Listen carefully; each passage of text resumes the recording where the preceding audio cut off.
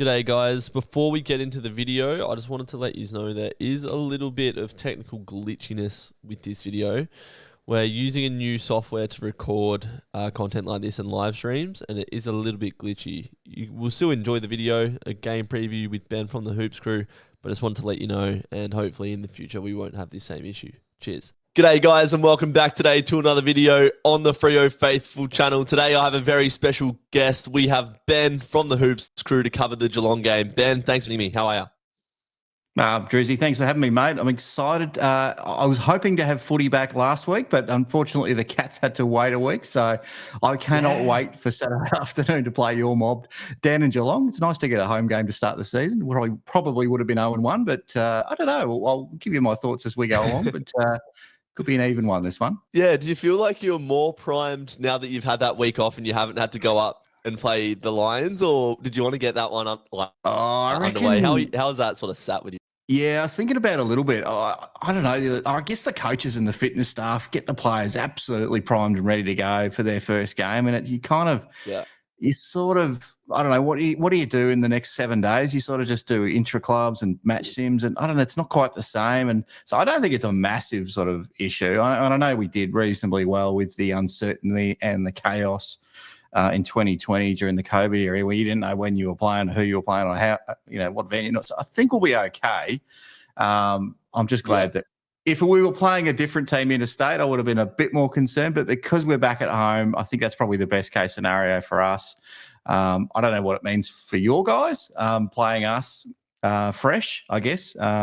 We've probably got a couple of players that might be out, maybe would have missed, that could come back in. And clearly no injuries out of the game that's been postponed. So I don't know. It's so many question marks leading into this first one, mate. You said it's sort of happy days to be back on your home deck at GMHBA. Beaten you the last two times we've played in Geelong the Dockers in 2023 and 2022. Dockers Cats fixtures always one where we can cause an upset, even when we were quite bad in like that early 10s period pre-Ross Lyon. I remember we've always found a way to compete with the Cats. How confident are you on round one that you're going to get a strong victory, or how are you feeling heading into it? The Dockers scare me, plain and simple. I don't like it when they come to Geelong. A bit like GWS. For some reason, the last few times you've been down here, you've got us. Now, I should say it's been really close. I think it's been an average winning margin of 5 points. Fred Eric pissed me off one time. I don't know. I think he was a match winner in one of them in the last quarter. We just coughed it up. But it's that we beat you at your at Perth Optus Stadium last time, so maybe that's fair. 100%.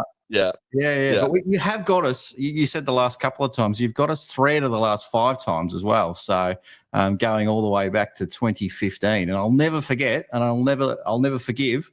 The one home final that we got in Geelong. You know, us Geelong supporters whinge about not getting home finals a lot. We get one home final, mate, and you do us on our own home ground. And you had about 20,000 bloody Freo fans fly over as well. I don't know what that was about, but you woke us up that day. That's for sure. That was the purple haze. Far out. Stephen Hill down the wing. I'll never forget that moment. Well, it was a good win for your boys that day, that's for sure. But yeah, look, last couple of times you've had us. I don't know, like, it's an interesting one. We've got a new fella coming in Bailey Smith, and you've clearly picked up a couple in the off season as well. I'm a bit concerned about how Shai Bolton's going to go. He usually plays pretty well against us. Pretty sure Caleb Sarong tortures us most weeks. Most times he plays us as well. But yeah, and I don't know. Like I said, I mentioned Bailey Smith's name. I don't know if that's. He looked good. He's good looking in the preseason, but I don't know how it's going to work when in the business end. So I'm hoping that it's a good fit for us. It's clearly on paper, it's probably what the midfield needs. But it's just like, you don't know. So I'd probably lean towards Geelong just. That's clearly, I'm going to be biased towards the Cats, but I like to think that I can call it for what it is. If I don't think we're going to win, I'll be honest about that. But I feel like Geelong just in this one. And Luke Jackson, probably a couple of Shai Bolton, Hayden. Is Hayden Young playing? I can't remember if he's fit enough at the moment. No, Hayden Young's out. Yeah, he'll miss round. That worries me. And Luke Jackson. Was he coming to Victoria? Is he Luke Jackson? Is that happening? All the media reports, like, it's all saying like all these victims to come over, but I don't know how much of it's coming from Dogger himself. I think Bailey Smith's an unreal acquisition for you is one of those players that you don't realise how good they are until you actually watch them play in person. And every time I've seen Bailey Smith, the ground that he covers, I think he's going to be a really good player for you. You mentioned Caleb Sarong there, who can get busy against the Cats.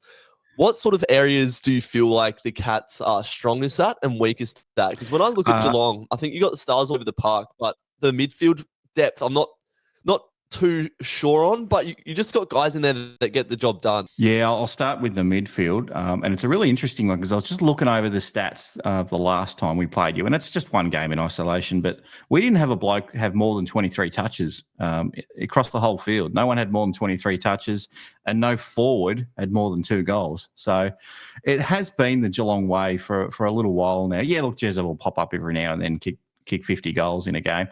He kicked 9 goals against the other boys in West Coast when they travelled down here. But that happens every now and then. But generally, it's a pretty even spread with this Geelong side. And you could argue that that's a weakness, but you could also argue it's a strength. It's like, I don't know, like if you're pinpointing how do you stop Geelong? Well, who's the one bloke you're going to stop getting 40 touches that had 40 touches last time? Because there isn't a guy like that. So it's sort of a team sort of effort. Now, there'll probably be some players that'll bob up. Max Holmes is one that you'd probably be worried about the most, I'm guessing, because he's ready to sort of level up in 2025. And there's, I guess, a lot of talk in Geelong land that he's probably a top 20, could be a top 20 player. He's not there yet, but could be a top 20 player. Some silly people like me would maybe even have him as a Brownlow chance. So there's guys like that. But look, Jez is getting a little older, so there's some question marks I've got around. Can Jezza do it again? How's Shannon Neal, a good WA boy? Don't touch him, by the way, but Shannon Neal. Tommy Hawkins didn't play much of last year, so we haven't really lost. I don't want to be disrespectful to Tom Hawkins, but he really wasn't there for much of the year last year, and we still were a kick or two away from a grand final. And so Shannon Neal's probably another one that'll either take another step or will kind of struggle with all the extra attention. So I think the defense is probably, and it has been, oh, goodness me, probably for about 15 years, our defense is just top shelf. And you've got guys that are probably no-name guys like Zach Guthrie, who may be starting to get on the radar of a lot of other opposition fans these days. Clearly everyone knows Tom Stewart. Jack Henry's looking fantastic in pre-season. He looks like an absolute beast these days. So you'll probably look at him on the weekend and go, oh, Jesus, he's a huge man. But then you got sort of other guys like Jake Kolajasny and things like that. So I think Geelong's defence is fine. The midfield, some question marks, and the forward line, some question marks. And we'll answer some of those questions early in the year. But we'll probably later in the year when the guys are 6 months older. We'll see how they go, see how their bodies hold up later in the year. Should we expect Sam De Koning versus Luke Jackson battling the ruck on Saturday? I reckon. Yeah, I reckon. I think they're going to try Sam De Koning as long as they can, especially in the first half of the year for a couple of reasons. One, because the up-and-coming ruck, Toby Conway, who's a young fella who's always getting injured.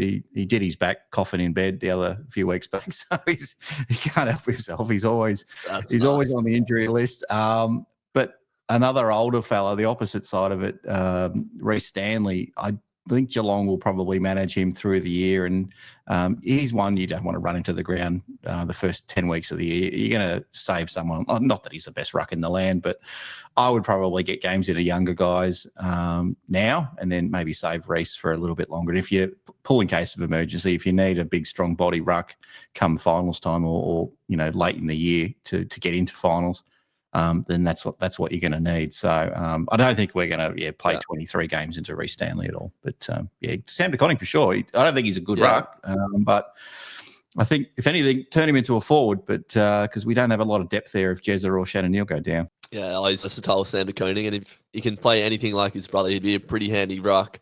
Where do you think the Dockers can challenge you the most? What sort of scares you the most about this Freo side? I'm a Geelong supporter, and 99% of my brain capacity is focused on the Cats. But the Dockers have historically always been hard for me to get a read on. And that's been, I reckon, the case for 20 years watching footy and watching Freo. It's the same with my footy tips. Every time I pick them to win, they'll lose. Every time I pick them to lose, they'll win.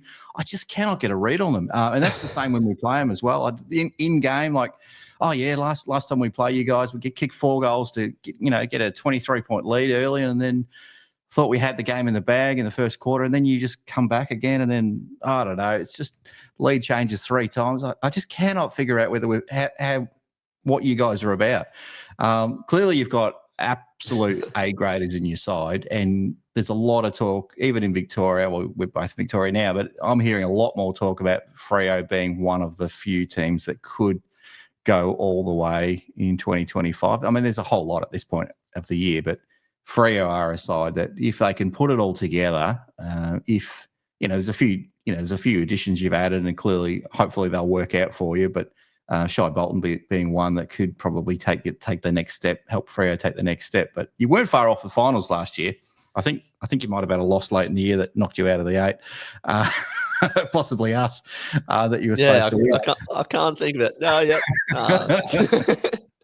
I think that might have gave us top 4 as well. So that was a nice one. I'll never come back on the show. No, I think that's for me. I mean, there's clearly Freo people and maybe other people that watch footy, I guess, with more of an open mind and look at all teams rather than just their own, will probably pinpoint some key areas where Freo will get it done. But for me, it's that unpredictability. I just don't know. And I think on their day, Freo is probably top 3 teams in the comp. But when they're off, geez, they're off. And yeah, I don't know. Like, what's your read on the Dockers? I'm interested to hear from a Docker man himself. I think last year we showed that we can compete with the best sides in the competition. Like we beat Sydney away from home. We beat Brisbane early on in the season. There's your 2 grand finalists just off there. But what we need to bring is just execution to put ourselves in better spots come the 4th quarter, because pretty much what let us down last year was that last month of the season. You guys only beat us by 9 points in Perth. We lost by a couple kicks to GWS.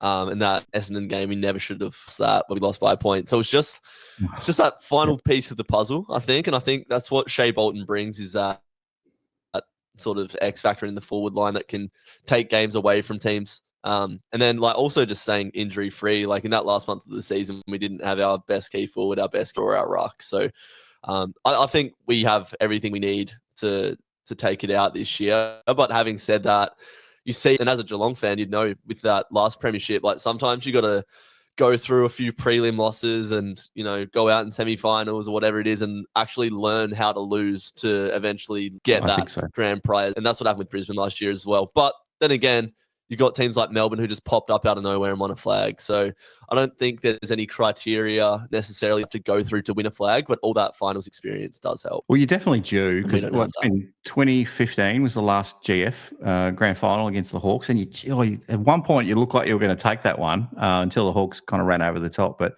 Freo's probably due for another trip on the last day in September. So if we can't get there, I mean, there's a few teams I'd 100%. Like to see have a chance at a grand final, but Freo probably be in that group of teams I'd like to see up there. Definitely don't want to see Hawthorn up there. This is the Geelong. You're welcome back on it.